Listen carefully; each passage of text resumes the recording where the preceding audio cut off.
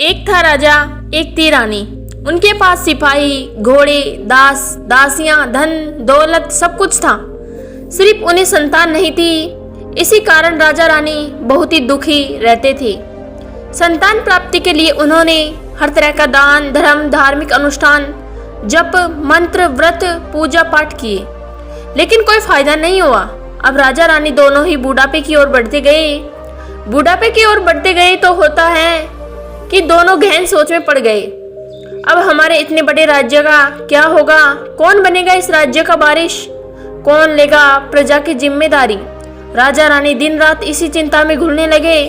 उन्हें खाने पीने की भी सुध नहीं रहती। एक सुबह होता है कि एक राजा के दरबार में एक साधु आता है, तो दासी रानी को इत्तला करती है। तब वह दासी से कहती है, यह मेरा अंतिम दान धर्म है, इसके बाद मैं अपने हाथों से कोई दान धर्म नहीं करूंगी। रानी चावल से भरा छाछ हाथ में लेकर बाहर आती हैं और साधु की झोली में भिक्षा डालने आगे बढ़ती हैं, तो उसके चेहरे पर छाई उद्विग्नता साधु की दृष्टि में आती है। वह उससे पूछता है, रानी साहिबा, क्या हुआ है? आप इतनी उदास क्यों हैं? तब रानी साधु को सारी हकीकत बताती है और सिसकने लगती है। उस पर वह साधु कुछ पल भर गंभीर हो जाता है और कहता है, चिंता मत करना रानी साहिबा, आपके संतान की इच्छा पूरी हो जाएगी। आपके कोख से एक पुत्र जन्म लेगा। मात्र वह 14 साल तक ही आप लोगों को मिलेगा। उसके आगे वह इस मृत्युलोक में नहीं रह पाएगा। इससे बढ़कर आपको कुछ देना मेरे लिए संभव नहीं है। अपनी बात पूरी करते उसने अपनी झोली में हाथ डाला, थोड़ी सी भभूत निकालकर रानी को दे दी और कहा, आप और महाराज दोनों इसे बांटकर ग्रहण करना, तुम्हें जल्दी ही पुत्र प्राप्ति होगी।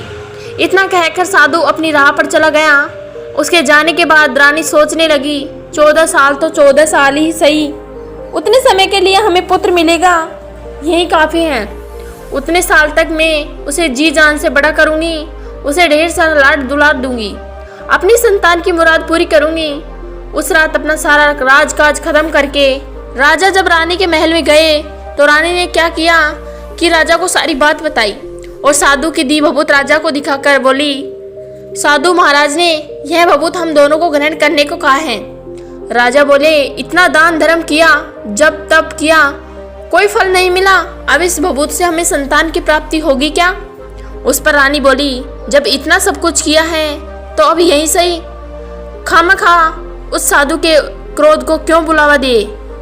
राजा को अब किसी पर विश्वास नहीं था, लेकिन पत्नी को दुख न पहुंचे इसीलिए वह राजी हो गया।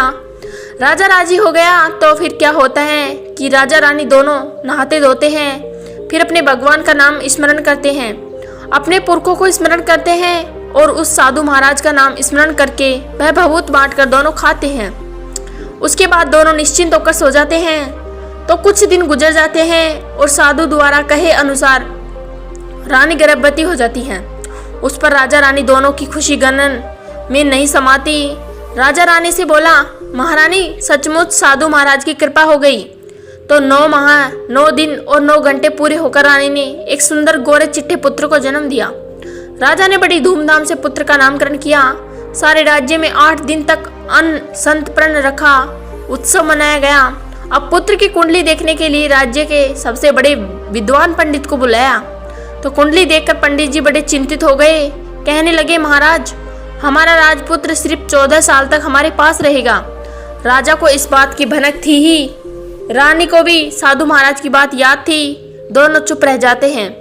उसके बाद राजा और रानी बड़े लाड प्यार से बेटे की परवरिश करते हैं, उसकी हर ख्वाहिश पूरी करते हैं। थोड़े समय के लिए ही सही, भगवान ने संतान की अपनी मुराद पूरी कर दी। इससे वे समाधान मानते हैं। राजपुत्र दिन प्रतिदिन बड़ा होता है। जब वह 7 साल का हो जाता है तो राजा एक अच्छे गुरु की नियुक्ति करके उसे पढ़ाई लिखाई, राजशास्त्र, शस्त्र विद्या, घुड़सवारी इत्यादि 12 विद्याओं का शिक्षण देते हैं। जब वह सब शास्त्र विद्या में प्रागत हो जाता है और 12 साल की उम्र का हो जाता है, तब एक अच्छी सी राजकन्या खोजकर उसकी शादी कर देते हैं। तो 2 और साल बीत जाते हैं। बेटा 14 साल का हो जाता है। एक दिन राजपुत्र राजा से बोलता है, पिताजी, मैं अपना सारा राज्य घूमकर देखना चाहता हूँ। आज तक मैंने सिर्फ इस राजवाड़े के अतिरिक्त कुछ नहीं देखा है। बेटे की बात सुनकर राजा चिंतित हो जाता है, क्योंकि पुत्र को 14 साल शुरू हुआ था।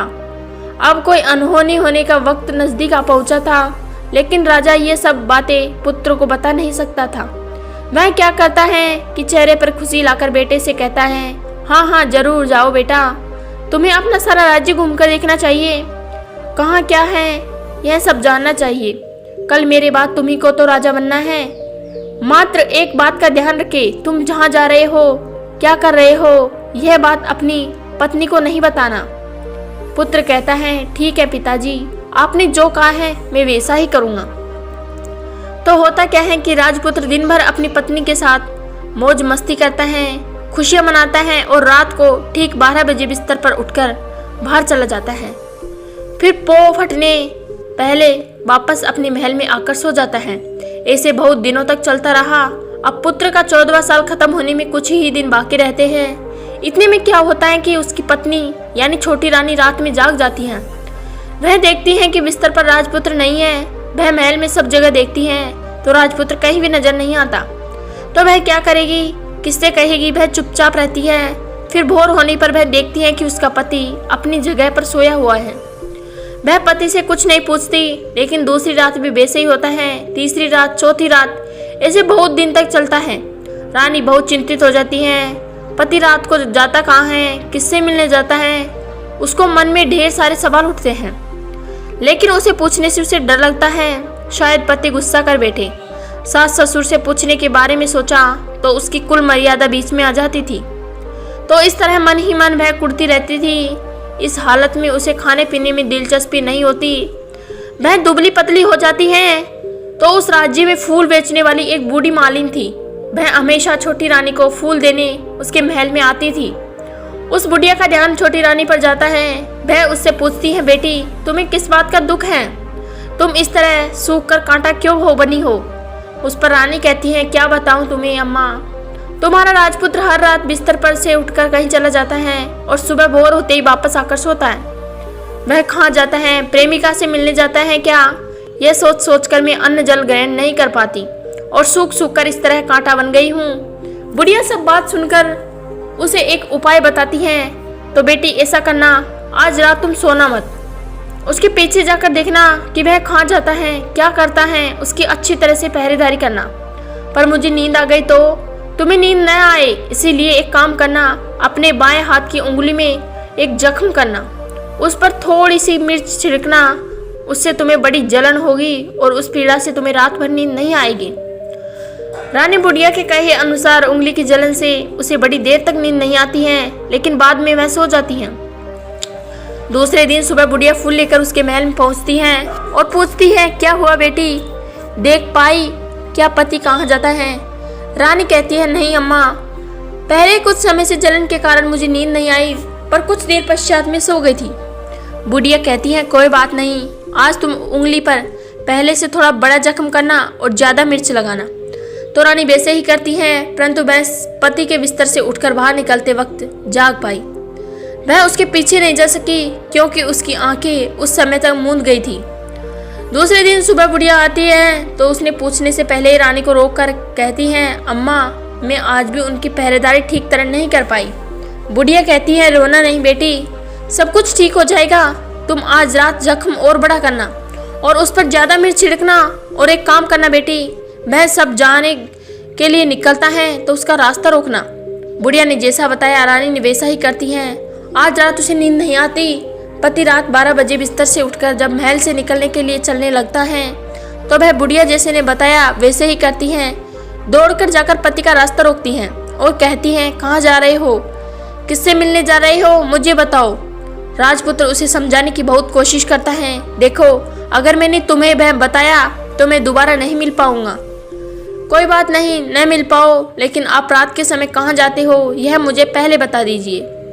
राजपुत्र निरुपाय हो जाता है। पत्नी की जिद के आगे उसकी एक भी नहीं चल पाती हैं। ठीक उसी समय उसका 14वां साल खत्म होकर 15 साल लगने वाला था। जो होता है वह हो जाने दो, वह सोचता है और कुछ चावल मंत्रों से सिद्ध करके पत्नी को देकर कहता है, इन चावलों के दानों को दोनों हाथों की मुट्ठी में पकड़ना, पहले दाएं हाथ में पकड़े चावल मेरे ऊपर फेंकना, मैं कौन हूँ तुम्हें पता चल जाएगा। बाद में बाएं हाथ में पकड़े चावल मेरे ऊपर फेंकना, जैसा था तुम्हें मिल जाऊंगा। लेकिन तुम बाएं हाथ के चावल मेरे ऊपर फेंकना भूल गई तो मैं तुम्हें कभी नहीं मिल पाऊंगा। नहीं भूलूंगी, रानी बड़े आत्मविश्वास के साथ कहकर दाएं हाथ में पकड़े चावल पति के ऊपर फेंक देती है तो राजपुत्र एकदम एक विशाल घोड़ा बन जाता है, एकदम उम्दा सफेद गर्दन पर लंबी आयाल। देखते देखते वह तेजी से दौड़ने लगता है। रानी उस घोड़े को एकदम भौचक्की होकर देखने लगती है और पति ने बाएं हाथ के चावल फेंकने की जो बात कही थी वह भूल जाती है। उसकी आंखों के सामने से वह घोड़ा महल से बाहर निकल कर जाता है। घोड़ा जो महल से बाहर जाता है तो वापस नहीं आता है। अब रानी को बड़ा पश्चाताप होता है। वह स्वयं को कोसने लगती है, लेकिन अब उसका कोई फायदा नहीं होने वाला था। राजपुत्र वापस नहीं आने वाला था। सुबह होते ही महाराजा महारानी को सब बात पता चली तो उन्हें बहुत दुख होता है। वे बिस्तर पकड़ते हैं और राह देखते हैं एक दिन उनका बेटा वापस आ जाए। इस तरह 1 महीना गुजरता है, 2 महीने गुजरते हैं, 3 महीने गुजरते हैं, आखिर 6 महीने पूरे होते हैं। राजपुत्र का कोई अता पता नहीं लगता। प्रधान राजपुत्र को ढूंढने के लिए राज्य के गांव-गांव सिपाही भेजता है, लेकिन उन्हें कोई सफलता नहीं मिलती।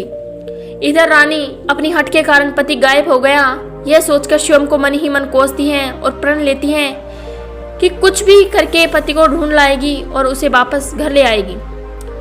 एक दिन वह सुबह उठकर सास ससुर के महल में जाती हैं और कहती हैं कि मैं अपने पति की खोज में जा रही हूँ। महाराजा महारानी और क्या चाहिए था, कुछ भी करके उनका बेटा उन्हें वापस मिलना चाहिए था। वे बहू को जाने की अनुमति देकर कहने लगी, बेटी तुम्हें जो चाहे वह करो, जहाँ जाना है वहाँ जाओ, लेकिन हमारे बेटे को वापस लेकर आओ, भगवान तुम्हें कामयाबी दे। अब रानी क्या करती हैं कि अपना शाही वेश बदलकर एक सेठानी बन जाती हैं। कुछ दास दासियों को, कुछ नौकरों को साथ ले में लिया, कुछ सामान साथ लिया और राज्य की सीमा पर जाकर वहाँ एक भोजनालय खोल दिया। वहाँ आने वाले सभी यात्री को खाना मुफ्त में देने लगी। मात्र एक शर्त रखी कि खाने वाले को उसकी देखी कोई अजीब चीज उसकी मालकिन को यानी राजकन्या को बतानी पड़ेगी। तो वहां आने वाला हर नागरिक अपनी तरफ से मैंने यह देखा, मैंने वह देखा, यह कहकर मुफ्त खाना खाकर जाता था।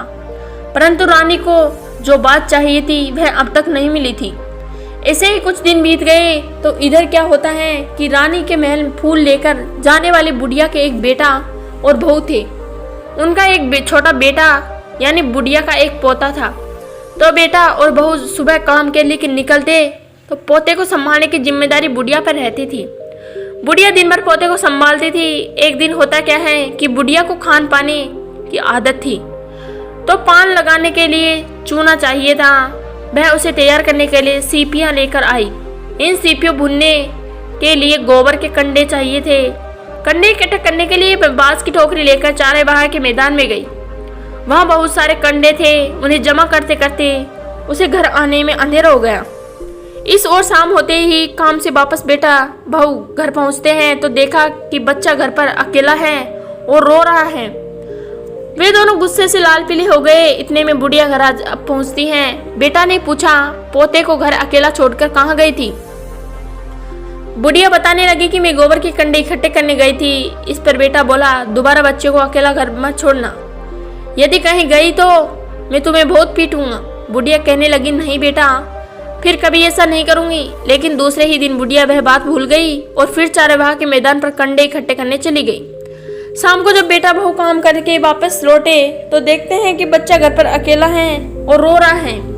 अब उसके बेटे की सहन शक्ति खत्म होने लगी और बुढ़िया के वापस आने पर उसे घर से निकाल दिया। बुढ़िया रात भर घर के बाहर अंधेरे में बैठी रही और सुबह होते ही हाथ में टोकरी लेकर कंडे इकट्ठे करने के लिए निकल गई। उस दिन उस पर कंडे इकट्ठा करने का मानो पागलपन सवार था। कंडे इकट्ठा करते करते कब अंधेरा छा गया उसे मालूम ही नहीं चला। उसे जब ध्यान आया तो गांव का एक रास्ता भी ठीक तरह से दिखाई नहीं दे रहा था। वह अंधेरे में आंखें फाड़कर देखती देखती किसी तरह आगे निकल पड़ी। होता क्या है कि कपिला गाय छन छन की आवाज करते गले की घंटी बजाते ठुमक ठुमक कर उस मैदान पर आ गई। उसे देखकर बुढ़िया सोचने लगी कि इस गाय के पीछे पीछे जाऊंगी तो गांव तक पहुंच जाऊंगी। तब बुढ़िया उसके पीछे पीछे जाने लगी। वह गाय क्या करती है कि उस मैदान से लेकर एक एक करके 6 मैदान पार करती है। आखिर में वह 7वें मैदान पर पहुंचती है तो वहां क्या होता है कि उस मैदान पर एक बड़ा सा पत्थर है। गाय जाकर उस पत्थर को अपना सींग मारती है। सींग मारा तो वह पत्थर दूर हट गया। और पाताल में नीचे जाने की सीढ़ियां दिखाई देने लगी। तब वह गाय उन सीढ़ियों से नीचे उतर जाने लगी। बुढ़िया ये सब देखती रही और झट जाकर गाय की पूंछ को पकड़ लिया। पूंछ पकड़कर वह गाय के साथ नीचे पाताल में पहुंच गए। पाताल में पहुंचते ही तुरंत गाय की पूंछ छोड़ दी और इधर उधर देखने लगी। वहीं बुढ़िया ने देखा कि पाताल में सब जगह जगमगाहट है, दिया दीप जलते हैं, तेज रोशनी गाय के ऊपर पड़ती है और वहां अद्भुत घटनाएं घटने लगी। गाय के नीचे जाते ही उसके गले में अपने सांकल पड़ गई और छमछम करके कोई दुघाड़ी गाय में का दूध दुहाने लगी। लेकिन जो कोई भी वह कर रहा है वह मात्र दिखाई नहीं दे रहा। बुढ़िया बहुत घबरा गई, कहाँ आकर फंस गई वह सोचने लगी और यहाँ वहाँ छिपने के लिए जगह ढूंढने लगी। लेकिन उसे कहीं भी जगह नहीं मिली, हर जगह उजाला ही उजाला था। तो वह यो एक कोने में खड़ी रह गई और जो कुछ सामने हो रहा था उसे चुपचाप देखने लगी। कुछ पल के बाद वहां झट से एक उम्दा सफेद घोड़ा आया। वहां 2 कुंड थे, उसमें से एक कुंड में उस घोड़े ने छलांग लगाई और ऊपर आ गया। अब उसे राजपुत्र का रूप प्राप्त हो गया। राजपुत्र बनने के बाद उसने दूसरे कुंड में पानी में स्नान किया, वहां रखे नए कपड़े पहने। नजदीक ही सुंदर पलंग था, उस पर आकर बैठ गया। उसके सामने अपने आप 5 पकवानों की थाली आ गई, दूध की प्याली आ गई, 5 सुपारी आ गए। उसके सामने एक दिया जलता रहा। राजपुत्र ने खाना खाया, दूध पिया, 5 सुपारी खाया और बिस्तर पर लेट गया। जाने से पहले सूर्यदेव का स्मरण करके सामने जलते दिए से पूछा, दिए दिए दीपंकर मेरे माता पिता क्या कर रहे हैं? दिया बताने लगा, बेटे शोक में डूबे हैं। राज्य कौन संभाल रहा है? राज्य प्रधान संभाल रहा है। मेरी पत्नी क्या करती हैं? उसने चौराहे पर भोजनालय शुरू किया है और आते जाते लोगों से वह नई नई खबर के बारे में पूछती है। दिए के ये कहते ही राजपुत्र कहने लगता है, ठीक है। उसके बाद वह सो गया। बुढ़िया कोने में खड़ी रहकर यह सब देखती रही। ऐसी अद्भुत घटना उसने जिंदगी में पहली बार देखी थी। उसे अंदर ही अंदर चलबुलाहट होने लगी। वह अपनी भूख प्यास भूल गई और आगे क्या होता है कि उसकी उत्सुकता देखने लगती है। लेकिन उसके बाद और कुछ घटनाएं नहीं घटती। रात गुजर गई और सुबह हो गई। सुबह होने पर पलंग पर सोया राजपुत्र उठा और फिर पहले वाले कुंड में छलांग लगाई। तो अब वह फिर से घोड़ा बनकर कुंड से बाहर आ गया। बाहर आते ही वह तेजी से उस पर पाताल नगर में बाहर निकल गया। लेकिन वह कहाँ गया बुढ़िया को कुछ पता नहीं चला। उसके बाद पिछली रात की तरह कोई गाय का छमछम करके दूध दोहने लगा। जैसे ही दूध दुहाना खत्म हुआ, उसके गले से साकल अपने आप खुल गई और वह गाय तेजी से ऊपर जाने वाली सीढ़ियों की ओर भागने लगी। गाय को दौड़ते देखकर बुढ़िया सोचने लगी, अब गाय के साथ यहाँ से ऊपर जाना ही समझदारी है, नहीं तो कोई मुसीबत आकर मेरे ऊपर टपक जाएगी। झट से उसने गाय की पूंछ पकड़ ली और गाय के साथ ऊपर आ गई। गाय जब ऊपर मैदान में पहुंची तो उस सुरंग का रास्ता अपने आप बंद हो गया। उसके मुंह पर एक बड़ा सा पत्थर पूर्ववत खड़ा हो गया। ऊपर आकर वह गाय जंगल की ओर निकल गई तो इधर बुढ़िया एकदम बावली सी गई। उसने पाताल नगरी में जो कुछ देखा वह जल्द से जल्द किसी को बताने के लिए उतावली हो उठी। उसे एकदम याद आया कि नगर की सीमा पर कोई औरत भोजनालय चलाती है और नई बात बताने वालों को अच्छा खाना पीना मुफ्त में देती है। वह सोचने लगी, क्यों न मैं यह बात उस औरत को जाकर बताऊं। यदि उसे यह बात पसंद आ गई तो वाकई जीवन खाने पीने की झंझट से मुक्ति मिलेगी। बुढ़िया के मन में तय हुआ और तुरंत भोजनालय के द्वार पर टंगे नंगाड़े के सामने खड़ी हो गई और जोर जोर से नंगाड़ा बजाना शुरू कर दिया। नंगाड़े का इस तरह शोर सुनकर मालकिन यानी छोटी रानी मन में प्रसन्न हो जाती है कि शायद कोई बड़ी बात लेकर आया है यहाँ। रानी सिपाहियों को आदेश देती है, जाइए, जो कोई आया है उसकी अच्छी खातिरदारी कीजिए। आदेश पाते ही सिपाही नीचे दौड़ गए तो एक बुढ़िया नंगाड़ा बजा रही है। उन्होंने पूछा, क्यों रे बुढ़िया, क्या हुआ, क्यों नंगाड़ा बजा रही हो? बुढ़िया बोली, कुछ नहीं बेटा, यह खाना मिलता है मैं इसीलिए आई हूँ। खाना चाहिए, मिलेगा, लेकिन तुझे कोई नई बात बतानी पड़ेगी। हाँ बताऊंगी, एक बात मालूम है मुझे। इस पर सिपाही उसे अंदर लेकर आए।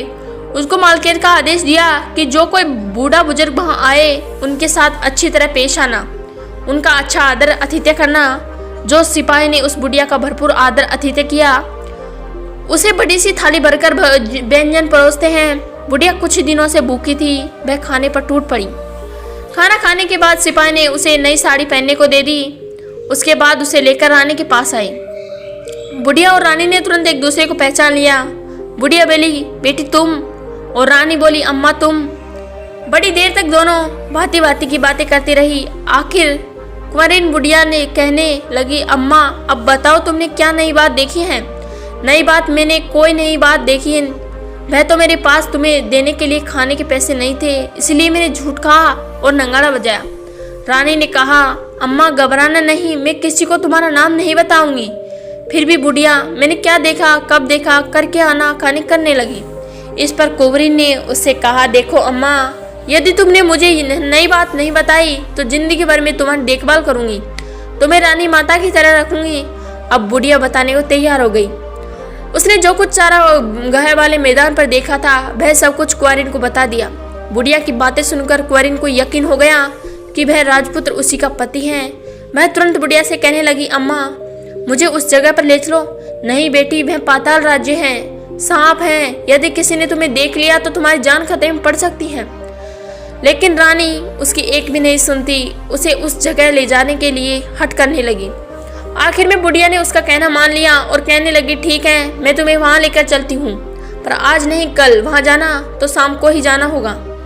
तो दूसरे दिन दोपहर को रानी बुढ़िया साथ उस मैदान पर गई और एक जगह छुपकर गाय के आने की राह देखने लगी। दिन ढलते ही अंधेरा घेरने लगा और गाय हमेशा की तरह वहां आ गई। मैदान के उस कोने में जाकर उसने पत्थर पर सींग मारा और झट से पत्थर वहां से सुरंग से जाने का रास्ता खुल गया। गाय उस रास्ते से नीचे उतरने लगी तो बुढ़िया रानी से कहती है, जल्दी आगे बढ़ो बिटिया, हम गाय की पूंछ पकड़कर नीचे उतरेंगे। तो दोनों गाय की पूंछ पकड़कर नीचे उतर गई। बुढ़िया पहले जिस कोने में छिपी थी उसी कोने में छिप गई। अब नीचे सब कुछ पहले जैसा ही घटित हो रहा था। गाय के गले में अपने आप साकल पड़ गई। कोई अदृश्य रूप से उसका दूध दुहने लगा। एक सफेद उम्दा घोड़ा ने आकर एक कुंड में छलांग लगाई तो राजपुत्र के रूप में ऊपर आया। वह राजपुत्र दूसरे कुंड में नहाने लगा। बाद में सामने खाने की थाली आ गई, दूध की प्याली आ गई, पान वीड़ा आ गया। राजपुत्र सब ग्रहण करके सोने के लिए पलंग पर गया। तो सोने से पहले सूर्यदेव का स्मरण करके वह दिए से पूछने लगा, दिए दिए दीपंकर, मेरे माता पिता क्या कर रहे हैं? तो दिया कुछ जवाब नहीं देता है, बल्कि वह बुझने लगता है। तब राजपुत्र को कुछ अपघटित हुआ कि इसका संदेह हो गया। वह उदास हो गया और जो कुछ हुआ है वह हो जाने दो, ऐसा सोचकर सोने के लिए बिस्तर पर लेट गया। अब रानी का संयम छूट गया। वह दौड़कर पति के पास गई और उसके पैर पकड़ने के लिए आगे बढ़ने लगी। राजपुत्र तुरंत ही अपनी पत्नी को पहचान गया। वह झट से पीछे हट गया और चिल्लाने लगा, नहीं नहीं, मुझे मत छूना, सर्वनाश हो जाएगा। रानी दोनों हाथ जोड़कर पति से अपनी भूल स्वीकार करने लगी। स्वामी, मुझसे भूल हो गई। मुझे आपसे नहीं पूछना चाहिए था कि आप रात को कहाँ जाते हो। मैं अपनी भूल स्वीकार करती हूँ। मुझे मेरी भूल की सजा मिल गई है। अब आप घर चले। आपके वियोग में आपके माता पिता ने बिस्तर पकड़ लिया है। आपकी प्रजा भी बहुत दुखी है। उस पर राजपुत्र कहने लगा, वही तो एक बार तुम गलती कर बैठी हो, अब दोबारा मत करना, नहीं तो अब मैं तुम्हें जो दिख रहा हूँ वह भी नहीं दिखूंगा। रानी अब विलाप करने लगी, जोर जोर से जमीन पर सिर पीटकने लगी। राजपुत्र के मन में उसके प्रति दया उत्पन्न हो गई। वह उससे कहने लगा, यदि तुम मुझे पाना चाहता हो तो तुम्हें एक काम करना होगा। काम कठिन है, लेकिन वह तुम्हें अकेले करना होगा। कहो स्वामी, कितना भी कठिन काम हो मैं वह पूर्ण करूंगी। रानी कहने लगी। इस पर राजपुत्र ने उसे बताया, इस पाताल से ऊपर जाते ही तुम्हें एक घना जंगल नजर आएगा। ऐसे 6 जंगल पार करने के पश्चात 7वां जंगल मिलेगा। वह जंगल सबसे घना है। उस जंगल में बीचों बीच एक पीपल का पेड़ है। उसके आसपास की जगह पत्ते, फंदे, जटाएं, कांटे इत्यादि ढक चुकी हैं। वहाँ वाघ, शेर, सांप, भालू सभी धमा चौकड़ी बैठती हैं। तुम्हें उन सबको भागकर जगह साफ करनी है। उसके गोबर से लेताई करके पवित्र बनाना है, रंगोली से सजाना है। उसके बाद वहाँ धूप, कपूर, अगरबत्ती जलानी है। फूल, कुमकुम से पेड़ की तनी पूजा करनी है। दूध दही से बनी चावल का भोग चढ़ाना है। ये सब तुम्हें दोपहर को 12 बजने से पहले करना है। 12 बजने के समय तुम उस जगह पर बैठकर सूर्य भगवान का ध्यान करना है। ठीक 12 बजे सूर्य भगवान का रथ वहां उतरेगा। वे वह सब देखकर खुश हो जाएंगे और कहेंगे, जिस किसी ने यह सब किया है उसे मैं मनचाहा फल दूंगा। तो तुम सामने जाकर उसके रथ का दाहिना घोड़ा मांगना, मैं तुम्हें मिल जाऊंगा। इतनी बात कहकर राजपुत्र अपने पलंग पर सो गया और छोटी रानी भोर होने की राह देखने लगी। भोर होते ही वह बुढ़िया के साथ गाय की पूंछ पकड़कर ऊपर आ गई। ऊपर आने के बाद वह बुढ़िया से कहने लगी, अम्मा अब मैं अकेली ही आगे जाऊंगी, तुम भोजनालय वापस जाओ। वह जंगल में आकर राजपुत्र की बताई जगह ढूंढने लगी और शाम आरी से वह जगह साफ कर दी। बाद में राजपुत्र ने बताया वैसे लिपाई पोताई करके वापस आ गई। दूसरे दिन पौ फटने से पहले ही उठी और जंगल पहुंची। वहां जाकर इत्र गुलाब का पानी छिड़क कर वह जगह सुगंधित और धूप अगरबत्ती जलाकर उसे पवित्र किया और पूजा की अगरबत्ती सब सामग्री वहां तैयार रखकर सूर्य भगवान का ध्यान करने बैठ गई। जैसा कि पति ने बताया था, दोपहर को ठीक 12 बजे सूर्य भगवान का रथ उस पीपल के पेड़ पर आकर रुका। सूर्य भगवान ने जब रथ से नीचे देखा तो सुगंधित वातावरण देखकर वह बहुत प्रसन्न हो गए। फिर बोले, जिस किसी ने यह काम किया है वह यहाँ आकर आज मुझसे कुछ भी मांगे तो मैं उसे दे दूंगा। रानी ने जब ये शब्द सुने हैं तो बिना समय गवाए दौड़कर उसके सामने आ गई और उसको साष्टांग नमस्कार करके बोली, भगवान वही मैं हूँ, मैंने यह जगह साफ की है। अच्छा तो तुम्हें चाहिए वह मांगो। भगवान मुझे आपके रथ का दाहिना घोड़ा चाहिए। सूर्य भगवान बोले, नहीं नहीं, मैं तुम्हें और कुछ भी दे सकता हूँ लेकिन ये घोड़ा नहीं दे सकता। मेरे रथ के 12 घोड़े हैं, तुम चाहो तो कोई और घोड़ा मांग लो लेकिन यह दाहिना घोड़ा नहीं, वह मैं तुम्हें नहीं दे सकता। छोटी रानी ने एक नहीं सुनी। वह सूर्य देव से एक ही बात कह रही थी, वही दाना घोड़ा दीजिए, नहीं तो मैं आपके पैरों में गिरकर अपनी जान दे दूंगी। जब सूर्य देव संकट में पड़ गए, उन्होंने वचन दे दिया। अब अपने वचन से पलट भी तो नहीं सकते थे। ठीक है, दे दिया तुम्हें घोड़ा। सूर्य देव ने कहा, फिर एक बात और भी कही, देखो मैंने तुम्हें घोड़ा तो दे दिया लेकिन वह तुम्हें यहाँ नहीं मिलेगा, तुम्हें उसे पाताल में जाकर लाना होगा। रानी बोली, पाताल में ही क्या भगवान, मैं उन्हें पाने के लिए कहीं भी जा सकती हूँ। रानी को वचन देकर सूर्यदेव अपने मार्ग चले गए और इधर रानी जंगल से अपने भोजनालय में आ गई। फिर वह बुढ़िया को लेकर उस मैदान पर आ गई। जल्दी ही शाम हो गई। शाम होते ही वह गाय आ गई, उसके सींग मारकर सुरंग का पत्थर उठाया और नीचे उतरने लगी। रानी और बुढ़िया जल्दी जल्दी उसकी पूंछ पकड़कर नीचे उतर गई। नीचे पाताल में सब घटनाएं पहले की तरह ही घटने लगी। घोड़े का एक कुंड में नहाकर राजपुत्र बन जाना, नहा धोकर पलंग पर जाकर बैठना, तो उसे खाने की थाली, दूध की प्याली, आन पान बीड़ा खान। लेकिन आज एक बात नहीं घटी। आज 2-2 थाली, 2-2 दूध की प्याली और 2-2 बीड़े का पान उसके सामने आए। वह कुछ नहीं बोला। अपने हिस्से की थाली खाकर, दूध पीकर और पान बीड़ा चबाकर वह सोने चला गया और हमेशा की तरह दिए से पूछने लगा, दिए दिए दीपंकर, मेरे माता पिता क्या कर रहे हैं? दिए ने बताया, वे तुम्हारे शोक में मरने की स्थिति में पहुंच गए हैं। ऐसा झट से उसकी आंखों से आंसू टपकने लगे। फिर वह पूछने लगा, दिए दिए दीपंकर, मेरा राज्य कौन चला रहा है? तुम्हारा राज्य प्रधान चला रहा है और वह सब कुछ हड़प चुका है। वह प्रजा पर बहुत अत्याचार कर रहा है। सुनकर राजपुत्र को बहुत गुस्सा आया। वह गुस्से से अपनी मुट्ठी बीचने लगा। अब वह पूछने लगा, दिए दिए दीपंकर, मेरी पत्नी क्या कर रही है? अब दिया कुछ नहीं बोला, चुप रहा। अब रानी का संयम जवाब दे गया। वह दौड़कर पति के गले लग गई। अब मैं तुम्हें मिल गया। राजपुत्र कहने लगा, सच कहते हो? अब आप फिर से घोड़ा हो तो नहीं बने? नहीं, दोबारा घोड़ा नहीं बनूंगा मैं। तुमने जो इतने सारे कष्ट उठाए हैं मुझे पाने के लिए, इसीलिए सूर्यदेव ने मुझे सदा के लिए घोड़े से जन्म से मुक्त कर दिया है। राजपुत्र ने बड़े प्यार से कहा और उसके गले लगाया। उसके आंसू पूछे। कुछ देर पश्चात भोर हो गई तो गाय की श्रृंखला टूटकर ऊपर भूलोक जाने लगी। रानी, राजपुत्र और बुढ़िया उसकी पूंछ पकड़कर ऊपर आ गए। ऊपर आने पर वे सीधे भोजनालय में पहुंचे। वहां सबका सम्मान लोगों में बांट दिया और उसको ताला लगाकर अपने राज्य में लौट गई। राजपुत्र वापस आता और उसको तेवर देखकर प्रधान घबरा गया। राजपुत्र ने उसे बंदी बनाकर कैद खाने में डाल दिया और राज्य की बागडोर अपने हाथों में ले ली। उसके बाद वह अपने माता पिता को मिलने महल में गया। तब राजपुत्र क्या देखता है कि उसके माता पिता उसके शोक में अस्थि पंजर बने हुए हैं। पुत्र को वापस आया देखकर मरणापन रानी की आंखों में टप टप आंसू बहने लगे। इन दोनों ने पुत्र को गले लगाया, उसे प्यार से सहलाया। इतना होने के बाद उनके सेहत एकदम सुधर आने लगा। वे अब बिस्तर पर उठकर बैठ गए हैं। पुत्र को आशीष देने लगे। राजपुत्र के आने की खबर तुरंत राज्य भर में फैल गई। प्रजा खुशी से फूली नहीं समाई। प्रजाजन महल के सामने इकट्ठे हो गए। राजपुत्र ने भी उन्हें दर्शन दिए और आज से उन्हें कोई दुख नहीं पहुंचाएगा, ऐसा वचन भी दिया। अब राजा अपने पुत्र का राज्याभिषेक करके उसे सिंहासन पर बिठाता है और बहू को महारानी का दर्जा देता है और स्वयं अपनी पत्नी के साथ ईश्वर स्मरण करते से खुशी से दिन बिताता है।